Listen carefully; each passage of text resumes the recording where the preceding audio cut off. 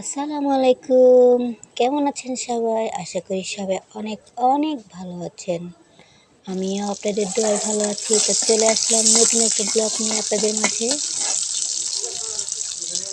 আপনাদের মাঝে আমি শেয়ার করলাম ছোট মাছের তরকারি।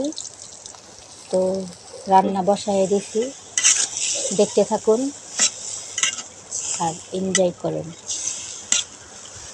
মাছগুলো একটু কষায় নিলাম, নেওয়ার পরে একটু ঢেকে দিব, ঢেকে নামায়ে তারপর আবার তরকারি কষাবো।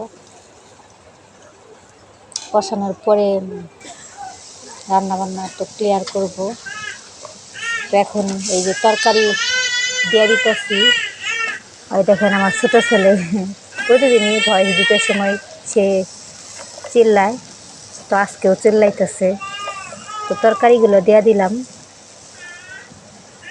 আস্তে আস্তে দিতেছি যাতে না নষ্ট হয়, পড়ে যাতে না যায়।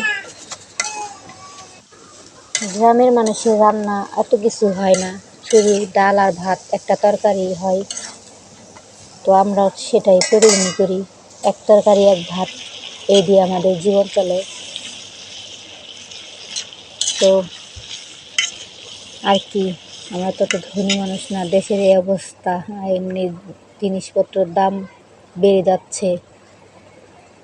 তরকারিটা হওয়ার পরে এরকম একটা লুক হয়েছে। অবশ্যই তরকারিটা খেতে অনেক টেস্ট হয়েছিল, মজা হয়েছে। তো বৃষ্টি আবহাওয়া একটু খারাপ করতেছে, আকাশটা বৃষ্টি হইব। তো আমি বললাম দেখি তো একটু ভিউটা একটু ভিডিও করে রাখি, শেয়ার করি। আমার বড় ছেলে গোসল করছে বৃষ্টির মধ্যে, তো ব্যাঙের মতো লাফায় সে গেল।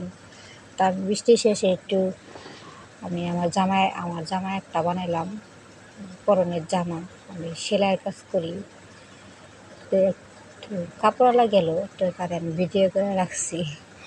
শাড়ি কাপড় বেচতে নিয়ে আসছিল সে।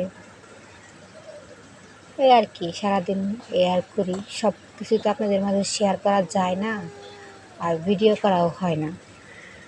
তবে আমার ছেলের সঙ্গে আমার হাজব্যান্ড একটু দুষ্টুমি করতেছে। আর কি, সবাই ভালো থাকবেন, সুস্থ থাকবেন। আমার